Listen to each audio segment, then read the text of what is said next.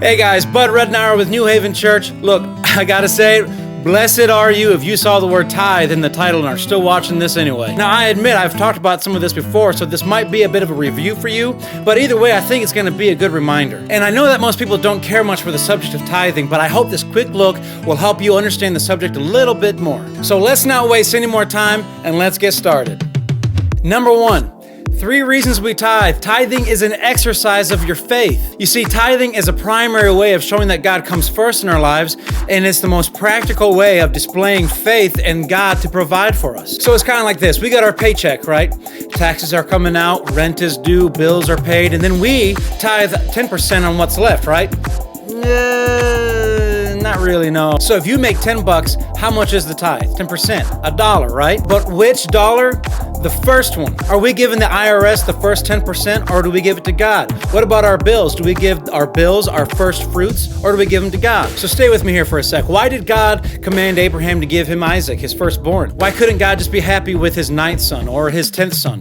I mean, y'all ever think about why God had no regard for Cain's offering? Well, it's because he didn't offer an animal. It had to be a blood sacrifice. I don't really buy that, actually. Look at Genesis chapter 4, verse 3. It says, "In the course of time, Cain brought to the Lord an offering of the fruit of the ground." See, most folks go to the type of offering rather than the time of the offering. Look at the first part of that verse. In the course of time. After he had already taken in the harvest, he had already stored up all of his barns and things. After that, all of his bills were paid, then he gave to God. You see, it's an exercise of faith to live by the promises of God rather than the money in the bank. And look, real quick, I can back it up here what I'm saying in the New Testament. Hebrews chapter 11, verse 4. By faith, Abel offered to God a more acceptable sacrifice than Cain.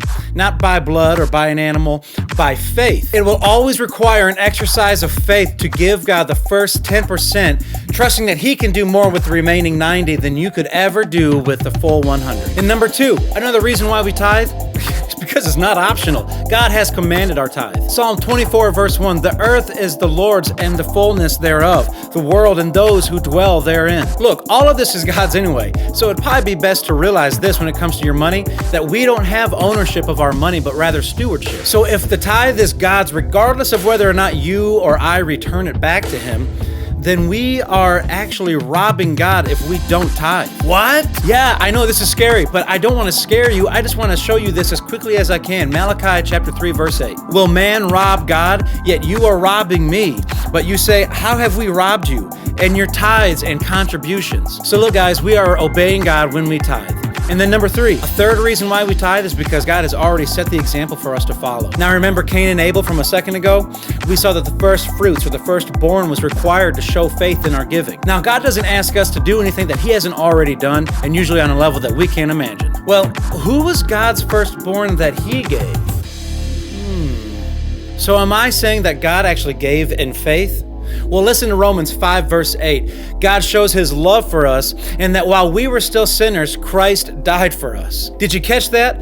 God didn't wait for us to be faithful to him before he was faithful in the giving of his first fruits offering for us. Oh, see, that's the gospel. For God so loved the world that he gave his only son, which means that we shouldn't wince and cringe every time we hear about tithing, because without God first setting the example of sacrificial giving, we wouldn't have the Savior that we so desperately need. Every Sunday when we sing about and celebrate the giving of Jesus, we are singing and celebrating the tithe. So everybody out there who still groans about tithing, as my dad would say, put that in your pipe and smoke it.